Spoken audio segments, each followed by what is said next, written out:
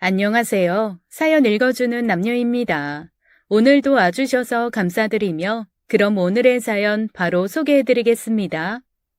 가끔 드라마를 보면 이런 에피소드가 나오죠. 외아들인 줄 알았던 사람에게 어느 날 내가 네 형이다 하고 낯선 사람이 나타나는 겁니다. 그리고 그 사람은 다짜고짜 유산 상속에 대한 권리를 주장하죠. 그때부터 지난한 싸움이 시작되면서 형제의 난이 벌어지는 그런 얘기들이 저는 정말로 드라마 속 이야기인 줄 알았습니다. 결혼하고 1년, 아직 한창 신혼을 즐기고 있을 그때 오래 투병하시던 시아버지께서 병이 아닌 낙상으로 갑자기 돌아가셨어요. 외아들인 남편은 거의 기절을 할 것처럼 오열을 하며 장례식 내내 제정신이 아니었고 시어머니는 그대로 쓰러진 채 병원에 입원, 빈소를 지키지도 못했습니다.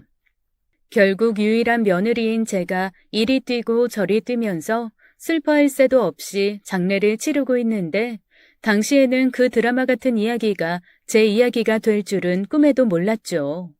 시아버지 장례식장에서 제 눈앞에 펼쳐진 일들을 보기 전에는 말입니다. 네가 어떻게 이럴 수가 있어? 형이 갑자기 어디서 나온 거야? 형이라니? 당신 외아들 아니었어? 발인을 앞두고 이래저래 분주한 가운데 낯선 남자가 저벅저벅 다가오더니 다짜고짜 남편의 멱살을 잡았습니다. 그리고는 남편에게 어떻게 이럴 수가 있냐며 일가를 날리더군요. 그것도 어이없었지만 더 기가 막혔던 건 남편이 그 사람을 형이라고 부르는 거였습니다. 남편은 몹시 당황한 얼굴로 멱살이 잡힌 채 이러지도 저러지도 못하고 있었고 형이라고 불린 그 남자는 당장이라도 남편을 죽일 듯이 구석으로 몰았습니다. 발인이 코앞이라 모여있던 가족들, 친지들은 물론이고 주변 상가에서도 이게 대체 뭔가 싶어 하나둘 모이기 시작했어요. 아버지, 네가 죽였지? 내가 다 알고 왔어. 너랑 엄마가 아버지 죽게 한 거지? 처음에 나타나 남편의 멱살을 잡았을 때부터 정지되었던 손과 발 그리고 사고 회로가 아버지 죽인 게 너라고 다그치는 소리를 기점으로 다시 돌아가기 시작했습니다. 지금 무슨 말씀을 하시는 거예요? 저희 아버님 암으로 오래 고생하시다가 돌아가셨어요. 죽이다니 그게 무슨 말이에요? 속상하고 안타까울 수는 있지만 그래도 갑자기 나타나서 이러시는 건 예의가 아니죠. 예의. 그쪽 말 잘했네. 그럼 모자가 짜고 공모해서 사람 죽이고 유산 빼돌리는 건 예의인가? 그게 예의냐고?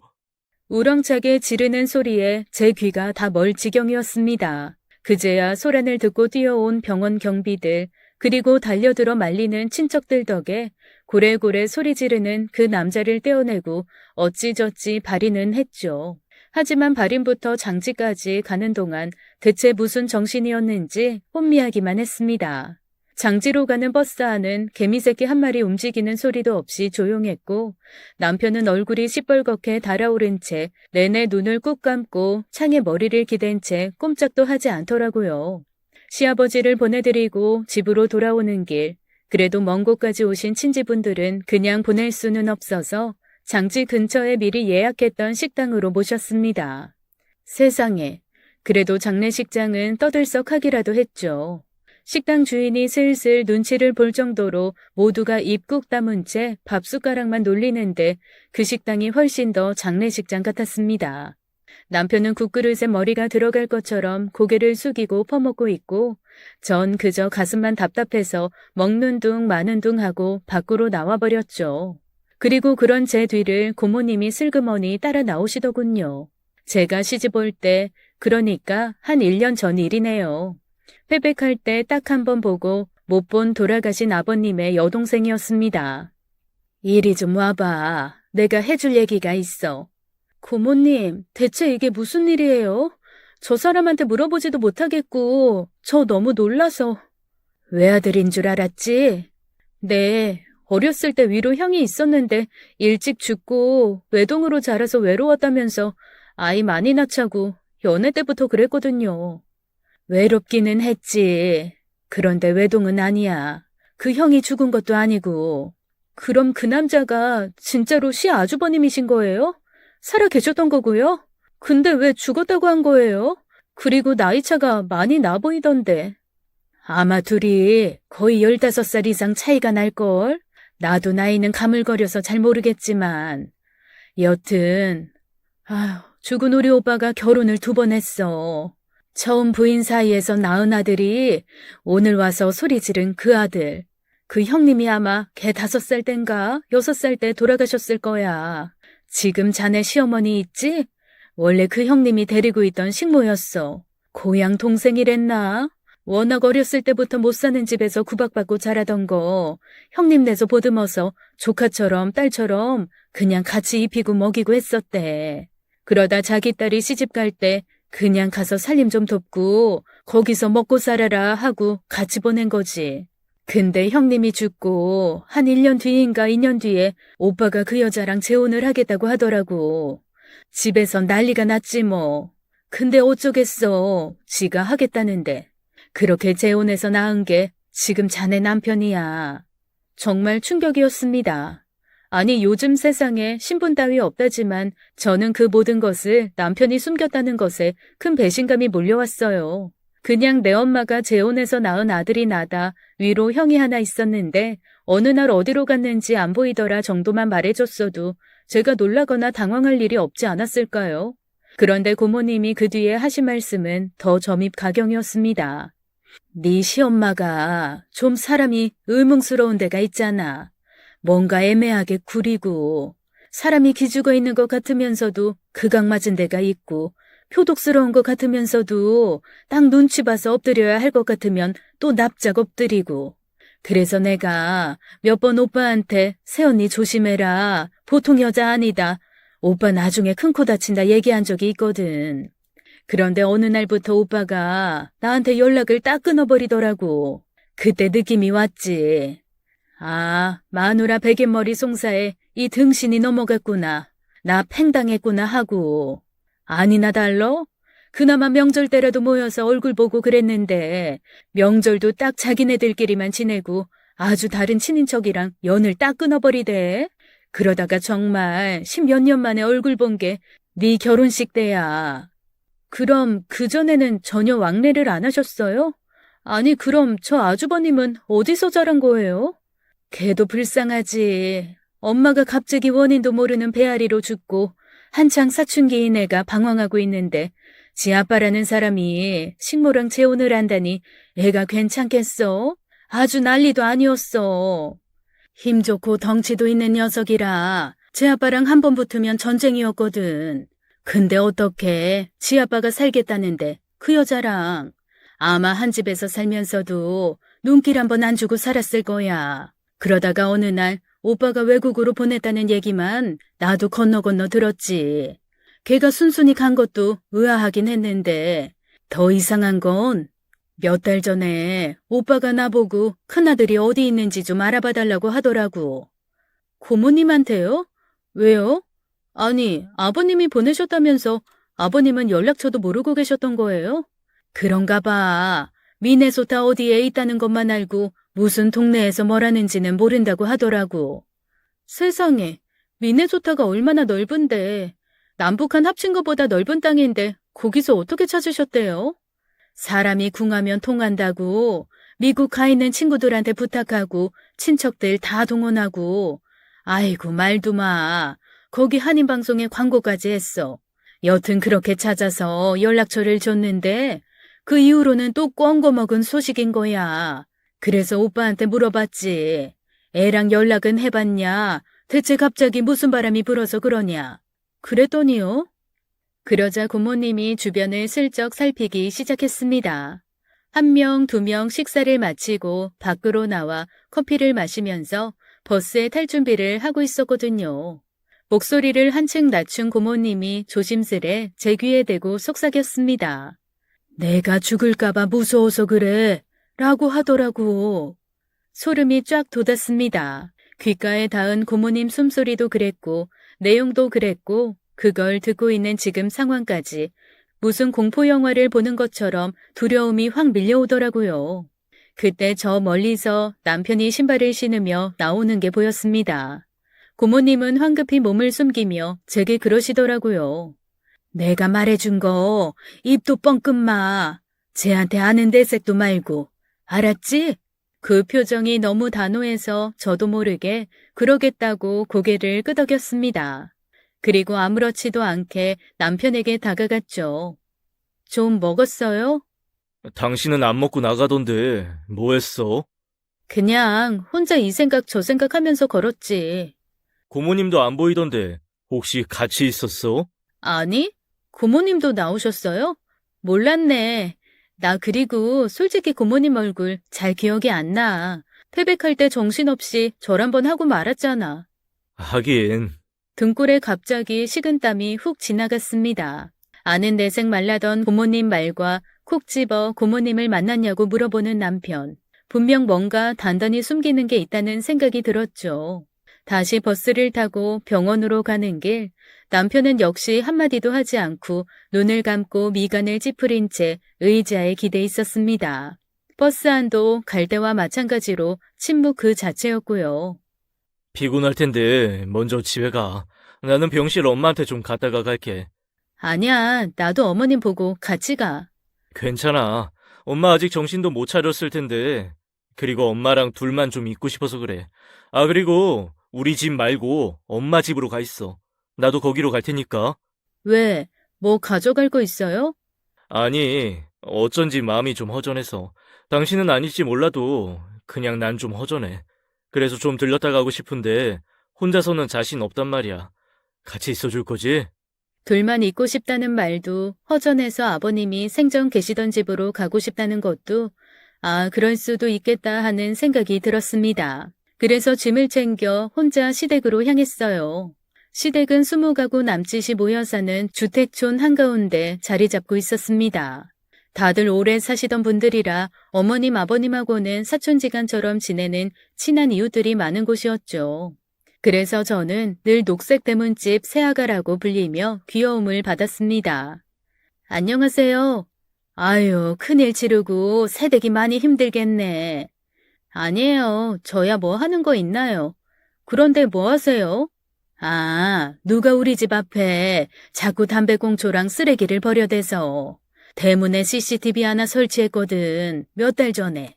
근데 각도가 좀 이상했는지 집 앞이 잘 안 보여서 조절하고 있었어. 그거 괜찮아요? 저희도 하나 설치할까 고민 중이거든요. 대문 앞에 저희도 누가 자꾸 쓰레기를 놓고 가더라고요.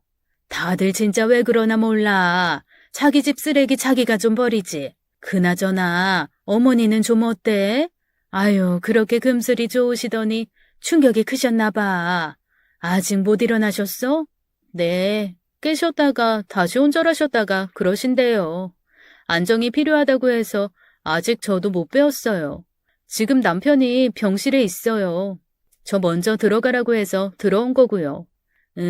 그래. 어서 들어가서 쉬어. 집으로 들어가려고 막 대문을 열려던 찰나 무슨 마음이었는지 문득 이웃 아주머니에게 사실 확인을 한번 해봐야겠다는 생각이 들었습니다. 앞집 아주머니는 이 동네 토박이로 저희 시부모님이 자리 잡기 전부터 여기 사시던 분이거든요. 고모님이야 자기 오빠 편에서 얘기를 했겠지만 아주머니는 그러지 않을 수도 있으니까요. 그래서 망설이다가 다시 아주머니에게 돌아섰습니다. 저기요, 혹시 제가 뭐 좀 여쭤봐도 될까요? 뭔데? 물어봐. 남편한테 형이 있다는 게 맞나요? 그러자 아주머니의 표정이 기묘하게 굳는 게 보였습니다. 뭔가 알고는 있지만 말을 할까 말까 하고 망설이는 듯 보였죠. 입이 좀 무거운 편이시기도 하고 평소 저한테 잘해주셨던 분이라 전 어떻게든 이 아주머니에게서 뭔가 들어야겠다는 생각을 했고요. 아니, 그게 아까 발인하려는데 어떤 남자분이 찾아와서 막 행패를 부리더라고요. 근데 남편이 형이라고 하고 저한테는 외동이라고 했는데 제가 너무 혼란스러워서요. 나중에 남편한테 들어.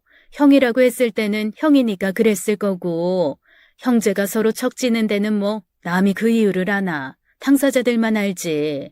그러면 진짜로 저희 어머니가 이 집에서 일하시던 분이에요? 그것도 남편한테 들어. 남이 이 말 저 말 해야 다 낱말인 거지 뭐. 난 딱 내가 보고 들은 것만 믿어. 그게 항상 제일 정확하더라고. 네. 내가 대답해 줄 수 있는 게 아니라서 그래. 에휴, 어떻게 보면 자기가 제일 불쌍하지 뭐. 네? 제가요? 응? 아니, 시집 온 지 1년 만에 상 치르고 시어머니 쓰러지고 남편 머리 복잡한 일 당하고 그거 차라리 당사자들은 속 시원해. 숨기는 놈은 계속 숨기면 되고 까발리고 싶은 놈은 대차게 까발리면 되거든. 근데 옆에서 보는 사람은 속이 터져도 답도 못 들어 궁금해 넘어가도 해결이 안 돼. 제일 불쌍하지 뭐. 아, 듣고 보니 그렇네요. 진짜 답답한 건 사실이에요. 왜 남편은 저한테 형이 죽었다고 했을까요? 그러게. 어디서 그냥 죽었으면 좋겠다 생각한 것도 아니고 왜 그랬나 몰라. 에휴, 여튼 내가 해줄 말은 하나야. 내 눈, 내 귀만 믿으라는 거. 알았지? 아주머니는 제 질문에 답도 아니고 거절도 아닌 대답을 하고는 집 안으로 들어가 버리셨습니다. 그렇게 의문만 남긴 채 저도 대문을 열었죠. 아무도 없는 집이 그렇게 을씨년스러울 수 없었습니다. 시댁은 2층 양옥집이에요. 두꺼운 기둥을 양쪽에 든든하게 세우고 반 지하 같은 공간과 땅에서 좀 떨어진 1층, 그리고 2층으로 이루어져 있죠. 1층에서 2층은 집 안에서도 이동할 수 있지만 집 옆에 있는 좁은 계단을 통해서도 왔다 갔다 할 수 있습니다. 시아버지가 그 계단에서 떨어져 돌아가신 거고요. 사실 계단이 많이 가파르기는 합니다. 계단과 계단 사이도 높이가 꽤 되고 좁고 경사도 크고요. 그래서 저도 처음에는 두 손으로 난간을 꼭 붙잡고 옆으로 한 발 한 발 내려오고 올라가고 했거든요. 대체 평소에 가지도 않는 계단을 왜 오르신 건지 모르지만 시아버지는 그 계단에서 떨어지셨고 발견한 시어머니는 그 자리에서 기절을 하고 말았던 거죠. 뒤늦게 시어머니의 비명을 듣고 옆집에서 신고를 해줘서 병원으로 옮겼지만 시아버지는 돌아가시고 시어머니는 충격으로 인한 선망으로 장례도 못 치르고 입원을 하게 된 거였습니다. 췌장암 말기, 안 그래도 내일이 보장 안 되던 시아버지가 돌아가신 건 그래도 준비된 죽음이어서 덜 힘들었다면 시어머니의 선망은 예상치 못한 것이어서 정말 어떻게 해야 할지를 모르겠더라고요. 게다가 두 분이 다 안 좋게 되신 집으로 혼자 들어가려니 영 찝찝하고 불편한 기분마저 들었습니다. 그날 저녁 늦게 남편이 들어왔어요. 어디서 술을 한 잔 걸쳤는지 살짝 취해서 들어왔더라고요. 뭔가 물어보고 싶었지만 어쩐지 용기가 나지 않았습니다. 그런데 남편이 먼저 뭔가 꺼내서 제게 보여주더라고요. 이게 뭔데? 아버지, 유서야. 이게 어디서 났어? 어머니가 가지고 계시더라고. 그 정신없는 와중에도 혹시 이거 형이 가져가서 없앨까봐 이 속옷춤에 가지고 계시더라. 남편에게서 받아든 유서에는 놀라운 내용이 있었습니다. 전 재산을 모두 남편에게 남긴다는 거였죠. 한두 푼도 아니었어요. 아버님, 이게 다 아버님 재산이라고? 우리 아버지 알부자야. 나 그래서 어렸을 때부터 교육받았어. 어디 가서 돈 많은 거 티내지 말라고. 뭐 이 사람 저 사람이 손 벌린다고. 세상에, 아무리 그래도 그렇지. 나한테도 어떻게 한마디를 안 해? 그제야 농담처럼 시아버지가 저한테 했던 말들이 떠오르며 뒤늦게 이해가 되었습니다. 처음에 인사 왔을 때 30평 남짓 되는 양옥집에 20평 정도 되는 마당만 보고 그냥 평범한 중산층인 줄 알았거든요. 그런데 결혼하고 처음 인사를 간 날 시아버지께서 그러시더라고요. 이렇게 사는 시댁이라 뭐 별 볼 일 없겠다 했지. 아니요, 설마요. 그런 생각 전혀 안 했어요, 아버님. 둘이 잘 버벅이지 말고 착하게 선하게 잘 살아봐. 그러면 다는 아니어도 크게 물려줄 거니까. 그때는 그냥 시아버지가 며느리 들어왔으니 한번 하시는 소리인 줄만 알았습니다. 그런데 남편이 내민 유언장에는 거의 70억 가까이 되는 재산의 목록이 써 있더라고요. 알고 보니 지금 시댁이 있는 자리에 아주 오래전 재개발된 곳이었고 시아버지가 이 일대 땅을 다 가지고 있었던 거였어요. 그제야 아까 고모님이 하셨던 말도 조금 이해가 되었습니다. 사실 이런 집에 시집 오면서 일할 식모를 데리고 온다는 게 좀 의아했거든요. 하지만 이 정도 재산을 가진 사람에게 시집을 오면서는 식모 정도 데리고 올 수도 있겠다 싶었습니다. 그런데 여보, 이거 형이랑 나눠야 하는 거 아니야? 그 말을 듣고 남편은 버럭 화를 내며 씩씩거리기 시작했어요. 그 자식이 엄마 아버지한테 뭘 했다고. 너도 알잖아. 모시고 산 것도 나고 끝까지 병구안한 것도 나야. 아버지도 그걸 아시니까 재산을 다 나한테 넘기신 거 아니겠어? 그런데 이제와 나타나서 깽판을 쳐. 하여간 눈에 가시야, 눈에 가시. 저는 이 기회를 틈타 슬그머니 남편에게 사실을 물어볼 결심을 했습니다. 그래도 형이잖아. 한 어머니 아래 형제인데 유산 가지고 싸우는 거 남들 보기에도 안 좋고. 뭐 형제? 그깟 놈이 왜 내 형제야? 그래, 나도 형인 줄 알았지. 그런데 우리 엄마한테 식모주제 하면서 만날 무시하더니 나도 사람 취급한 적 없어. 나 한 번도 그 인간 형이라고 생각한 적 없다고.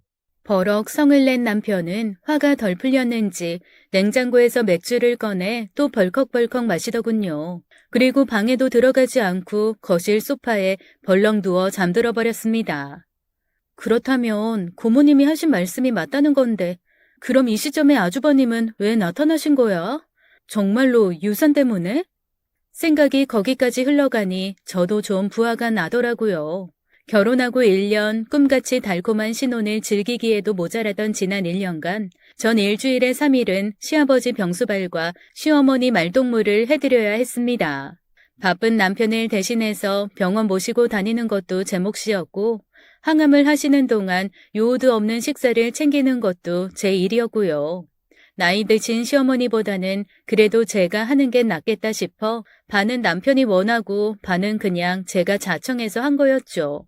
사실 이렇게까지 유산이 많은 줄도 몰랐고 그냥 외동아들 남편에게 시집 오면서 마음 한구석에 제가 작정한 것도 있고 해서 군말 없이 했던 거였는데 갑자기 유산이 나타나고 몰랐던 형제가 나타나서 그 유산에 대한 권리를 주장하는 걸 보니 기분이 언짢아졌습니다.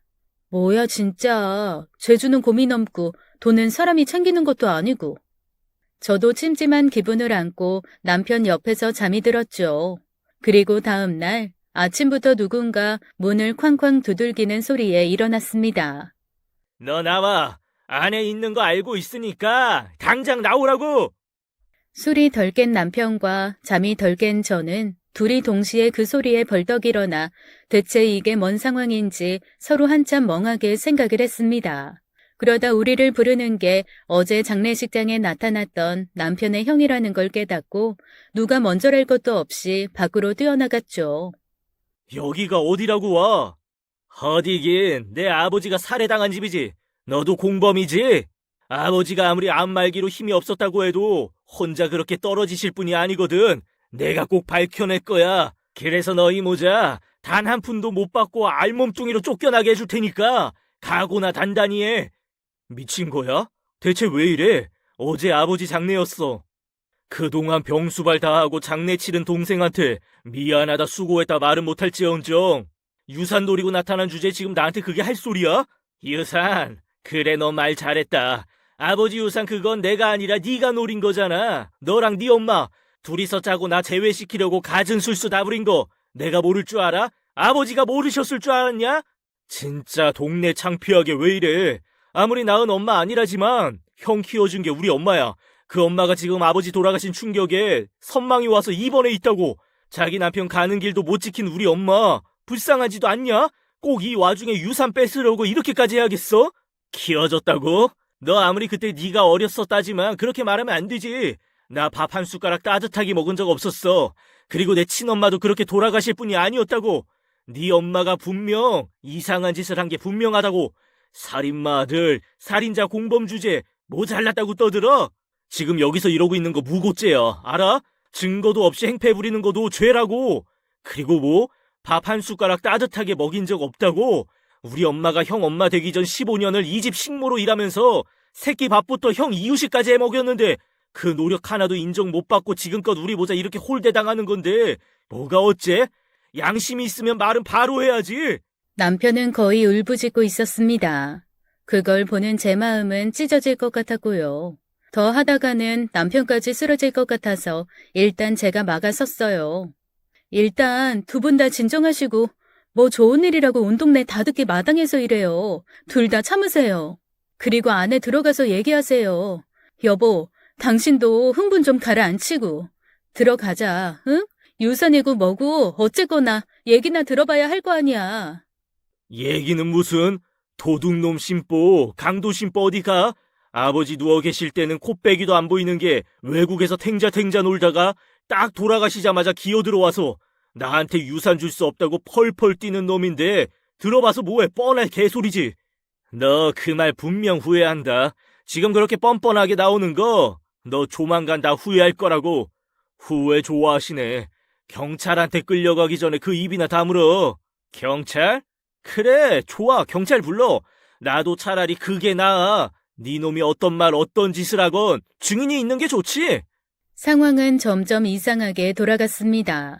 잔뜩 날을 세운 두 사람은 결국 으르렁거리다가 경찰을 불렀습니다. 먼저 남편이 식탁 위에 아버님의 유서를 꺼내놓았어요. 그리고 자초지종을 설명했죠. 경찰은 그냥 그렇고 그런 형제들의 유산 싸움이겠거니 하며 시큰둥하게 듣는 느낌이었습니다.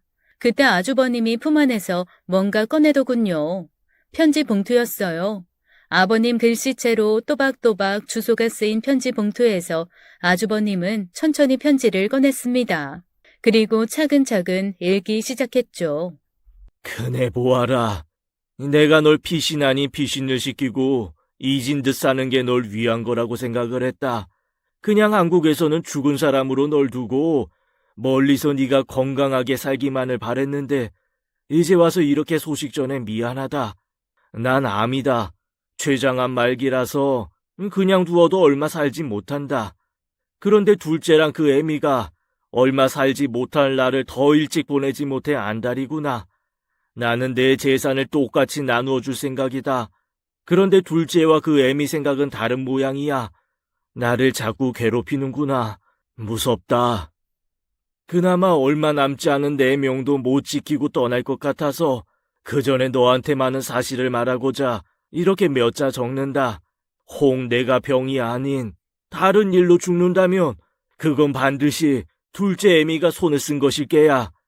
염두해라, 애비가. 비장하게 편지를 읽은 아주버님이 다시 잘 접어 편지를 넣으며 남편을 향해 말했습니다.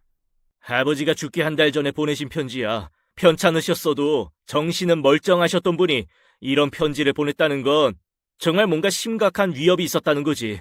바로 오지 못한 내가 원망스러울 뿐이다. 솔직히 말해, 아버지 그냥 단순 사고로 돌아가신 거 아니지? 정말 단단히 미쳤구나. 어디서 스릴러 영화를 너무 많이 봤어. 아니, 미국에서 살다 보니 헐리우드 스타일이 되신 건가? 어디서 가짜 편지 만들어가지고 와서 술을 써? 아버지 손 떨려서 글씨도 제대로 못 쓰셨어. 그런 분이 어떻게 그런 편지를 써?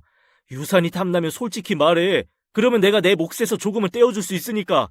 하지만 인두겁을 쓴 사람이고 조금이라도 양심이라는 게 남아있으면 돌아가신 아버지 팔아서 이렇게 기상천외한 얘기를 지어내면 안 되지. 그것도 내 아내 앞에서, 경찰 앞에서. 이 편지는 진짜야. 그리고 네가 아버지를 해친 것도 진짜겠지.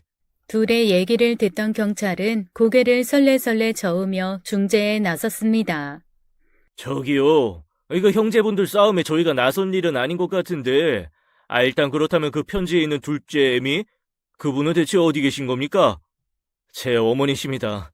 어머니는 아버지가 돌아가시기 몇 주 전부터 좀 편찮으셨는데 아버지를 잃으신 충격으로 지금 선망이 와서 병원에 입원 중이세요. 그래서 아버지 장례도 참석을 못 하셨습니다. 선망이요? 뭐 그 치매 증상 나타난다는 그거요? 네, 치매 증상이 많이 심하지는 않지만 여기가 어딘지 제가 누군지도 잘 모르시고 저희는 장례 치르느라 정신이 없고 해서 일단 병원에 계세요. 만약 차도가 없으면 요양병원으로 옮길 예정이고요.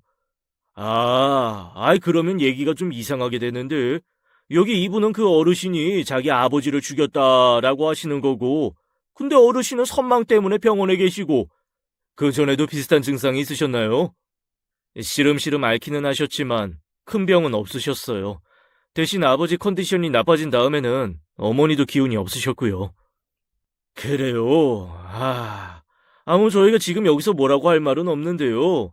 아이, 그래도 형제분들이시니까 좋게 좋게 잘 얘기로 풀어보세요. 병원에 계신다는 어르신이 살인자라고 하는 것도 사실 증거가 없고, 증거뿐 아니라 심증도 애매한 부분이 있고요. 뭐 변호사랑 상의해 보셔야겠지만, 요즘엔 유서가 있어도 사실 재산 분할이 유서대로만은 되지 않거든요. 아이, 그러니까 의상하지 않게 좋게 좋게 해결하시죠. 경찰은 아주버님의 말을 믿지 않았고 그냥 여느 집안의 유산 싸움이다 싶었는지 그냥 좋게 해결하라는 말만 하고 가버렸습니다. 경찰이 돌아간 후 남편은 진이 다 빠진 것 같은 모습으로 아무 말 없이 자기 형을 위아래로 한번 훑어보더니 한숨 한번 쉬고 어머님 방으로 들어가 버렸어요. 저만 혼자 거실에 아주버님이랑 남아 뻘쭘하게 서 있게 되어버렸죠. 뭐라고 할 말이 없어 손만 만지작거리다가 말을 걸었습니다. 저기, 일단 오늘은 돌아가시는 게... 재수씨, 네? 저 자식 믿지 마요. 저 안에 컴컴한 미로가 5만 개는 들어있는 놈이니까 객관적으로 저놈이 했던 행동, 말 차근차근 되새겨봐요. 딱 보고 들은 것만 믿으라고요. 어제에 이어 두 번째로 들은 말이었습니다. 보고 들은 것만 믿으라는 말이죠. 그 말을 하는 아주버님의 표정은 몹시 진지했고 그 눈에는 거짓이 보이지 않았습니다. 그래서 더 혼란스럽더라고요. 차라리 사기꾼처럼 비린내 나는 눈빛, 능글거리는 태도를 가졌다면 저는 철저하게 남편의 말을 믿고 신뢰했을 겁니다. 그런데 오히려 저한테 처음부터 이것저것을 다 숨긴 건 남편이고 난생 처음 보는 아주버님은 말도 눈빛도 솔직했거든요. 아주버님이 집 밖으로 나간 후 저는 찬찬히 집안을 둘러보기 시작했습니다. 아버님 방도 둘러보고 거실도 둘러보고 마당도 한번 둘러봤죠. 그리고 계단도 한번 올라가 봤습니다. 계단 위에 서자 앞집이 훤하게 보였어요. 앞집 아주머니가 빨래를 해서 널다가 절 보고 손을 흔들어 주시더라고요. 고개를 숙여 인사를 하고 내려와 다시 집으로 들어왔는데 어디선가 부스러 쿵쿵하는 소리가 났습니다. 남편이 들어가 있는 어머니 방에서 나는 소리였어요. 에이씨, 어디 있는 거야? 살짝 열린 문틈 사이로 들여다본 남편은 좀 이상했어요. 약간 미친 사람처럼 어머님의 살림을 뒤집어 엎고 있더라고요. 그리고는 평소 하지 않는 험한 말을 섞어가며 뭔가를 찾고 있었습니다. 어쩐지 그 모습을 제가 봤다는 걸 남편이 알면 안 되는 것 같아서 뚝 떨어진 거실로 조용히 발 뒤꿈치를 들고 걸어 나와 소파에 앉았습니다. 그리고 일부러 제가 방 쪽은 가지도 않고 거실에 있었던 것처럼 남편을 불렀어요. 여보, 어딨어요? 제 소리를 듣고 남편이 아무렇지 않은 척 시치미를 뚝 떼고 밖으로 나오더군요. 살짝 당황스러워 보였습니다. 아, 밖에 나가는 것 같더니 언제 들어왔어? 나? 지금 막 들어왔지. 당신 어디서 뭐 했어? 아, 엄마 방에서 좀 잤어. 피곤하네. 남편은 또 거짓말을 하고 있었습니다. 그래, 피곤하지? 그럼 좀 더 잘래? 나 장보고 친구랑 잠깐 할 얘기도 있어서 몇 시간 나갔다 올 건데. 남편의 눈이 반짝하는 게 느껴졌어요. 아무래도 제가 없으면 어머니 방을 뒤지는 게 좀 더 편하겠죠. 이 친구 누구? 어디서 만나는데? 희진이, 당신도 알잖아. 내 부케받은 친구. 오늘 오전에 출장에서 돌아왔다고 근천이가 잠깐 얼굴 보자고. 비행기 안에 있어서 장례식장도 못 왔다고 부조금이라도 주고 간다고 하네. 어쩜 그렇게 거짓말이 술술 나오던지 어디선가 자고 있을 내 친구 희진이까지 팔아서 저는 남편에게 거짓말을 하고 있더라고요. 워낙 구체적으로 말을 해서 그런지 남편은 제 말을 믿는 눈치였습니다. 그래, 다녀와. 난 집에서 좀 잘게. 그래요. 쉬고 있어. 아, 우리 집은 가지 마. 내가 우리 집 비운 사이에 소독 좀 해달라고 불러서 아마 지금 소독약 가득할 거야. 훈연 소독 알지? 그걸 또 언제 신청했어? 그럴 정신이 있었어? 대단하네. 아니, 이렇게 될 줄은 모르고 그냥 우연히 이 날짜로 예약을 했었는데 너무 정신없어서 말을 못한 거지. 당신 얼마 전에 바퀴벌레 나왔다고 혼비백산했잖아. 아마 평소 같았으면 남편의 세심함에 전 몹시 행복해하며 고마워했을 겁니다. 그런데 아무리 생각해도 자꾸 집에 가지 말라는 게 미심쩍더라고요. 그래서 겉으로는 너무 잘했다, 고맙다, 잔뜩 칭찬을 하고 속으로는 일단 집에 가봐야겠다는 생각을 했습니다. 그렇게 남편을 혼자 집에 두고 전 집 밖으로 나왔습니다. 그리고 곰곰 생각을 시작했죠. 내가 보고 들은 것, 그 중에서 확인되지 않은 것이 무엇일까? 아버님이 돌아가신 건 염하면서 봤으니 확인. 계단에서 떨어지신 것도 구급대원에게 들었으니 확인. 그런데 생각해보니 어머님이 입원하신 건 제가 확인하지 않은 사실이더라고요.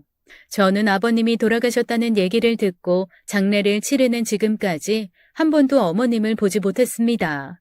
선망이 왔다는 것도 남편에게 전해 들었고 입원을 하셨다는 것도 남편에게 들었죠. 장례식이 끝난 후 어머님께 간 것도 남편 혼자였습니다. 만약 남편이 뭔가를 숨기고 있고 거짓말을 하고 있다면 어머님에 대해 한 말도 거짓말일 수 있겠다는 생각이 들었어요. 택시를 잡아 타고 바로 병원으로 달려갔습니다. 그리고 남편이 말해준 병실을 찾아갔죠. 그곳에는 어머님이 안 계셨습니다. 저기 죄송한데요. 혹시 박종년 어르신 입퇴원 여부 좀 알 수 있을까요? 저희 어머님이신데 제가 지금에서야 입원 소식을 전해 들어서요. 박종년님이요? 기록이 없는데요. 입퇴원 기록이 없어요. 머리를 한 대 얻어 맞은 것 같았습니다.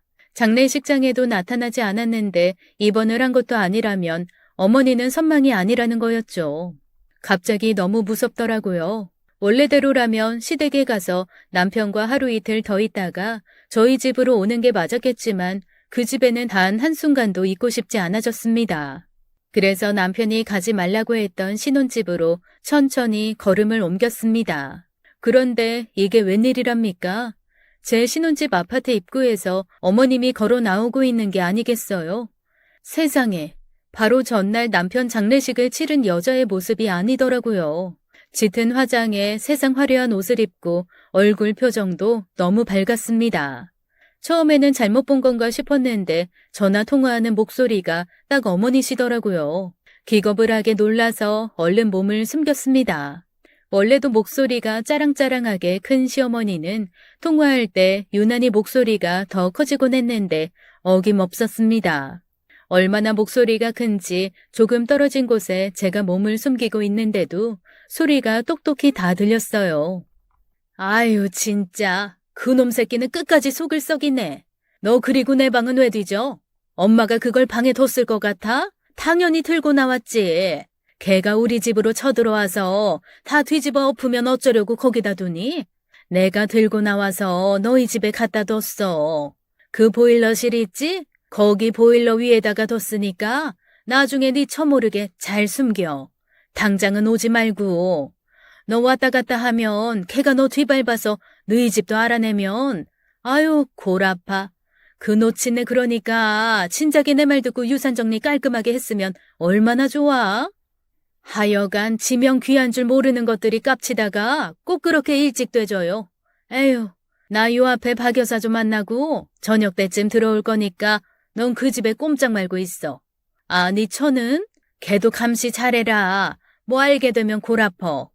시어머니가 전화하는 사람은 남편이 분명했습니다. 콧노래까지 부르며 시어머니가 사라진 후 저는 쪼그려 앉은 다리가 끊어질 듯 아파왔지만 도저히 일어날 수가 없었어요. 충격에 후들거리다 쓰러질 것 같았거든요. 그러니까 시어머니는 병원에 계신 것이 아니었습니다. 장례 치르는 동안 남편이랑 제가 장례식장이며 시댁에 머물 테니 저희 집에 와 계셨던 거죠. 그리고 뭔지는 모르겠지만 남편이 눈에 불을 켜고 찾던 그 서류를 저희 집에 갖다 놓으신 게 분명했습니다. 시어머니가 멀리 사라진 후 전 간신히 정신줄을 붙들고 집으로 올라갔어요. 대문을 열자마자 보인 광경은 가관이었습니다. 쌓여있는 술병에 제대로 치우지도 않은 배달음식 용기며 세상에 베란다 한쪽에는 담배 꽁초도 수북하더군요. 뭐? 바퀴벌레 나오니까 훈연소도 그래? 없던 바퀴벌레도 때로 나오겠다 진짜. 고상하게 애미야 하시던 어머님이 계시는 공간이라고는 상상도 할 수 없었습니다. 아주 더러운 대학생의 자취방 같은 꼴을 보고 한숨이 터져 나오는 것도 잠시 전 어머님이 숨겼다는 그 서류를 찾기 위해 보일러실로 들어갔어요. 보일러 위에는 정말 서류 봉투 하나가 놓여 있더군요. 뭔지 확인도 하지 않고 일단 서류부터 들고 뛰어나왔습니다. 분명 제 집인데 도둑질을 하는 것처럼 어찌나 손발이 덜덜 떨리던지 숨이 다 안 쉬어지더라고요. 서류를 품 안에 품고 이걸 대체 어디서 봐야 하나 전전긍긍하던 그때 누가 절 불렀습니다. 재수 씨, 악! 자라보고 놀란 가슴 소뚜껑 보고 놀란다 했던가요? 기겁을 하게 놀라는 저를 보고 더 놀란 건 아주버님이었죠. 여기서 뭐 하세요? 그러는 재수 씨는 왜 그렇게 놀라시는데요? 그냥 갑자기 누가 부르니까요. 저는 뭐 좀 조사할 게 있어서 이 주변을 돌아다니고 있었어요. 아, 조사요? 이거 제 명함입니다. 혹시 저한테 연락하실 일 있으면 여기로 해주세요. 제가 연락할 일이 뭐 있겠어요. 그래도요. 아주버님은 제게 억지로 명함을 하나 쥐어주고는 반대편으로 걸어갔습니다. 혹시 남편이 볼까 무서워서 명함에 있는 번호를 핸드폰에 저장하고 대충 아무 이름이나 집어 넣었어요. 그리고 한적한 동네 카페로 가서 제가 가지고 나온 서류를 꺼내봤습니다. 그 서류는 돌아가신 아버님의 진짜 유서였어요. 변호사 공증까지 다 되어 있는 제대로 된 유서였던 거죠. 남편이 내놓은 건 언뜻 보긴 했지만 휘갈겨 쓴 자필에 지장이 찍혀 있는 거였는데 이 유서는 입회인도 있고 변호사 이름도 있었습니다. 그제야 왜 남편이 이 유서를 눈에 불을 켜고 찾았는지 시어머니가 집을 나와 몸을 숨기면서도 이 유서만큼은 가지고 나왔는지 알게 된 거죠. 그리고 어쩌면 시어머니와 남편이 공범일 거라는 아주버님의 말이 맞을지도 모르겠다는 생각이 차근차근 밀려왔습니다. 몇 시간을 그 자리에 앉아 생각을 하고 또 했습니다. 보고 들은 것만 믿어야겠다는 걸 기준으로 생각을 거듭한 결과 저는 아주버님 편을 들기로 했어요. 조용히 전화를 걸었고 몇 번 신호가 가지 않아 아주버님이 받으시더군요. 저 드릴 말씀이 있어서요. 아주버님은 택시를 타고 카페로 달려왔습니다. 그리고 제가 넘긴 유서를 손에 쥐고 한참을 펑펑 우시더라고요. 저 사실 유산 같은 거는 관심도 없습니다. 하지만 그 두 사람이 제 아버지의 평생이 담긴 돈으로 호의호식하는 건 못 봅니다. 미안합니다, 재수 씨. 사실 재수 씨는 아무 잘못도 없는데. 만약 아주버님 말이 진실이라면 사람 잘못 보고 결혼한 게 제 잘못이겠죠. 고모님이 그러시더라고요. 재수 씨한테 자초지종을 얼추 얘기하셨다고. 그래서 제 명함 드린 겁니다. 아, 그러셨구나. 고모님은 처음부터 저를 안쓰럽게 여기셨고 제 편이셨거든요. 15살 때 새어머니가 생기고 동생이 생긴 후에 솔직히 제가 엇나간 건 사실이에요. 그전까지 아줌마라고 부르던 사람이 어느 날 내 아빠와 한 입을 덮는 어머니가 되는 거였으니까요. 저희 어머니 누구보다 건강하셨어요. 갑자기 복통 호소하며 쓰러지셨고 너무 늦게 발견해서 살릴 수 없었죠. 증거는 없지만 전 그때부터 저희 엄마를 죽인 것도 그 여자라고 생각했고요. 설마요. 그래요. 그건 아닐 수 있어요. 하지만 아버지 죽인 건 진짜로 그 여자입니다. 저 증거 있어요. 아주버님의 말에 저는 손에 들었던 잔을 떨어뜨렸습니다. 쨍그랑 소리와 함께 종업원이 달려왔고 연신 죄송하다는 소리와 함께 깨진 도자기를 맨손으로 집으면서도 손이 베어나가는지 뜨거운지 차가운지 도통 느껴지지 않더군요. 증거요? 내일이면 모든 게 밝혀지겠죠. 괜찮으시다면 오늘은 그냥 친구 집이나 친정에 가 계시는 게 어떨까 싶습니다만. 그 말에 고개를 끄덕이면서도 전 이 모든 상황이 너무 비현실적이라 멍하기만 했습니다. 조용히 남편한테 전화를 걸었죠. 목소리에 기운도 없고 가라앉아 있다 보니 갑자기 몸살이 몰려와서 친정에 가서 쉬어야겠다는 제 말을 믿어주더군요. 아, 이상하다는 듯 이렇게는 묻더라고요. 근데 왜 여기로 안 오고 친정이야? 아니면 나랑 집에 갈까? 아니야, 당신 없이 집에 들어가는 건 싫고 나도 그냥 우리 엄마 아빠가 괜히 보고 싶고 그러네. 그래. 집은 나랑 같이 들어가. 혼자 가지 말고. 알았지? 제가 집에 간다고 했으면 어떻게 말렸을지 궁금해질 지경이었습니다. 자기 엄마가 있으니 제가 집에 가면 큰일 아니겠어요? 그렇게 친정으로 가서 누웠는데 잠이 올 리가요.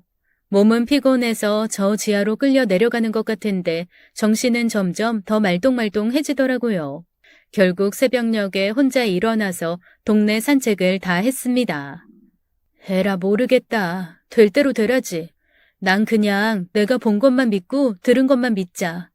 엄마가 차려준 아침도 먹는 둥 마는 둥 하고 나와 천천히 시댁 쪽으로 걸음을 옮겼습니다. 그런데 그 조용한 아침 시댁 쪽으로 가까이 갈수록 뭔가 시끄러워지더라고요. 왜 불안한 예감은 틀린 적이 없죠? 경찰이 잔뜩 와 있고 남편과 시어머니가 연행되고 있었습니다.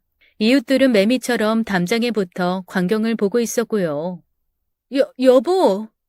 이거 다 오해야. 모함이고. 자긴 그냥 나만 믿고 기다려. 알았지?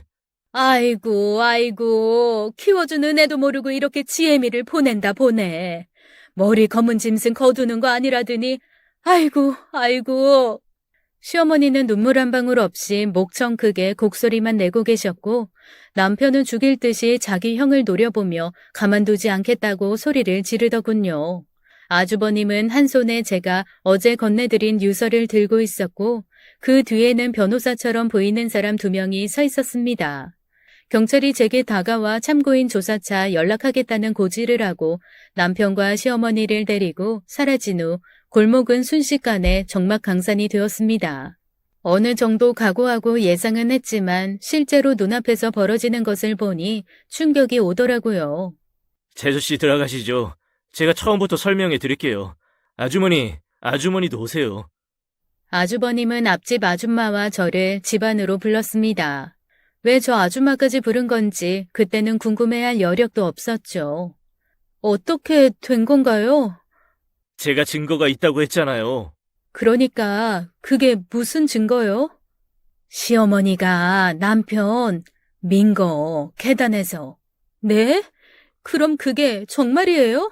놀란 제게 아주버님은 자초지종을 설명하기 시작했습니다. 친어머니가 돌아가신 후 엇나가는 아주버님을 미국으로 보낸 건 전적으로 시아버지의 뜻이었습니다. 애비가 못나서 미안하다. 그런데 너무 늦게 알았어. 늦게 알아차린 죄는 내가 살면서 어떻게든 줄여볼 테니 너 아주 멀리 가서 그냥 너 하나 챙기고 살아. 15살의 아주버님은 그 얘기가 무슨 말인지 몰랐다고 하네요. 그저 아버지가 신혼생활을 즐기고 싶어 자기를 쫓아내는 거라고 생각했고요. 그런데 한 해, 2해 시간이 지나고 그 당시의 일을 한 번씩 곱씹을 때마다 뭔가 이상하더랍니다. 혹시 친엄마가 살해당한 게 아닌가 하는 의심이 든 다음부터는 의심이 걷잡을 수 없이 커져서 일상생활도 힘들었다고 하더라고요. 간신히 마음 다잡고 잘 살아보자고 생각한 지도 몇 년 되지 않았는데 그즈음 아버님의 편지를 받은 겁니다. 그제야 자기가 가지고 있던 의심과 불안이 근거 있는 것이었다는 것을 알게 된 아주버님은 불이 나게 한국으로 들어왔고 아버님과 만나려고 애썼다고 하네요. 그런데 아버님의 일거수일투족을 감시하고 있던 시어머니가 전화도 맞고 그렇게 만나는 걸 방해하더랍니다. 집 앞에 와서 문을 두드려도 안 열어주고 아버지를 부르면 밖으로 물바가지를 퍼붓고 이상할 만큼 아버지를 못 만나게 했다네요. 그래서 어렸을 때부터 예뻐해주던 앞집 아줌마에게 도움을 요청했다고 합니다. 아줌마는 자기 집 대문 앞 쓰레기 무단 투기범을 잡겠다는 핑계로 CCTV를 설치했고 몰래 CCTV 각도를 돌려 시댁이 촬영될 수 있게 해둔 겁니다. 미국에 벌려둔 일이 있어 그것만 부탁하고 돌아간 지 몇 달, 고모님으로부터 아버지가 돌아가셨다는 소식을 듣고 불이 나게 다시 귀국을 했던 거죠. 곧장 장례식장으로 와서 뒤집어 엎은 후에 아주버님은 제일 먼저 앞집 아주머니의 CCTV를 확인했다네요. 놀랍게도 그 CCTV에는 2층으로 쫓기듯 올라가는 시아버지의 모습과 그런 시아버지를 양 몰듯 아래에서 몰고 있는 남편, 그리고 위에서 기다렸다가 시아버지를 밀어버리는 시어머니가 고스란히 찍혀 있었습니다. 두 사람은 쓰러진 시아버지 옆을 이리저리 살펴보다가 뭔가 논의까지 하더군요. 시어머니가 남편에게 어서 나가라는 손짓을 하자 남편은 주변을 둘러보며 불이 나게 대문을 빠져나갔고 시어머니는 남편이 멀리 사라지자 시아버지 옆에 털썩 주저앉아 소리를 지르기 시작했습니다. 그 다음부터는 제가 알고 있는 것과 똑같았죠. 전 사실 동생이 이걸 인정하고 빌었으면 영상까지는 공개하지 않고 그냥 아버지를 살해한 새어머니만 처벌을 받게 하고 싶었습니다. 어머니는 다르지만 그래도 한 아버지 아래 형제니까요. 그런데 끝까지 잡아떼고 유산에만 집착하는 것을 보고 안 되겠다는 생각이 들었어요. 재수 씨한테는 정말 미안하게 생각합니다. 저는 아주버님께 미안하실 일이 아니라는 얘기를 거듭했습니다. 그리고 한편으로는 다행이라는 생각마저 들었어요. 아무렇지도 않게 자기 아버지를 죽일 수 있는 사람인데 저는 못 죽이겠어요. 아직 결혼한 지 1년밖에 되지 않아 아이도 없고 사실 저희 혼인신고도 안 한 상태거든요. 그 둘이 얼마나 오랫동안 준비를 하고 계획을 세웠는지 모르겠네요. 유서도 가짜고 지장도 아버지가 주무시는 동안 몰래 찍은 것 같고요. 전 이제부터 정말 법대로 할 겁니다. 그 말을 하는 아주버님의 표정이 참 쓸쓸해 보였습니다. 그렇게 저희 시아버님은 시어머니와 제 남편 손에 돌아가셨어요. 시어머니는 큰아들이 아닌 제 남편이 모든 재산을 갖길 원해서 벌인 일이었고 제 남편은 삐뚤어진 모정에 고개 끄덕이며 손잡은 모질이 등신이었던 거죠. 저는 딱히 이혼 절차 밟을 것도 없이 그냥 집만 챙겨 나오려고요. 일단 남편 눈에 안 띄는 곳으로 가는 게 목표입니다. 참 하루아침에 많은 것이 부질없어지네요. 지금까지 사연 읽어주는 남녀였습니다. 끝까지 함께 해주신 여러분 감사드리며 저희는 다음 사연으로 돌아올게요. 감사합니다.